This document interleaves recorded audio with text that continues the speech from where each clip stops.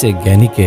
হুজুর পাক সাল্লাল্লাহু আলাইহি ওয়াসাল্লাম বললেন, যে মৃত্যুকে বারবার মনে করে সে এসে পড়ার আগেই ঠিকমতো তৈরি হয়ে নেয়। একদিন হুজুর পাক সাল্লাল্লাহু আলাইহি ওয়াসাল্লাম কালামে পাক থেকে বলেন, আল্লাহ যাকে পথ দেখাতে ইচ্ছে করেন ইসলামের জন্যে তার হৃদয়কে খুলে দেন। কেউ বলল, ইসলামের আলো তার অন্তরে ঢুকেছে, এর কোনো চিহ্ন আছে কি?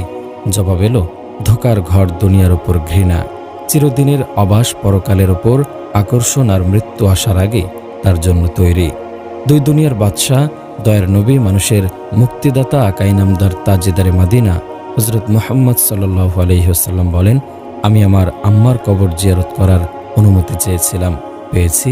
তোমরা কবরস্থানে যেও, সে মৃত্যুকে স্মরণ করে দেয়। অন্য জায়গায় আছে, এতে অনেক উপদেশ পাওয়া যায়। আরেক হাদিসে আছে, দুনিয়ার ওপর থেকে আসক্তি কেটে যায়, পরকালকে মনে পড়ে। প্রিয় নবীজি সাল্লাল্লাহু আলাইহি ওয়াসাল্লাম আরও বলেন, রোগীদের দেখাশোনা করো, জানাজায় অংশ নাও, এতে পরকালকে মনে পড়বে। একজন জ্ঞানী লোক কোনো জানাজায় শরীক হলেন। তিনি দেখলেন লোকজন মৃত মানুষটার জন্য আফসোস করছে। তিনি বললেন, নিজের জন্য দুঃখ করো, তাতে উপকার হবে। মৃত লোকটি চলে গেছেন, তিনি 3টা বিপদ থেকে এখন মুক্ত। আজরাইল আলাইহিস সালামকে তিনি আর দেখবেন না, তার আর মৃত্যু কষ্ট হবে না, অশুভ পরিণতির ভয় আর রইল না। নিজের জন্য আফসোস করো, কারণ তোমার সামনেই 3টে মহাবিপদ। আবু দারদা রাদিয়াল্লাহু তাআলা আনহু কোনো এক জানাজার জন্য যাচ্ছিলেন। পথে একজন জিজ্ঞেস করল, এটা কার জানাজা? তিনি বললেন, এটা তোমার জানাজা। শুনতে খারাপ লাগে তো আমার জানাজা। আল্লাহ তাআলা বলেন, মানুষের হিসাব নেবার দিন আগামীকাল, কিন্তু ওরা অলসতা আর অবহেলায় পড়ে আছে।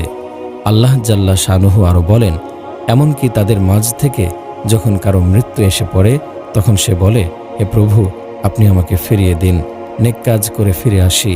জবাব আসবে, তা কখনো হবে না, সে খামোখা কথা বলছে।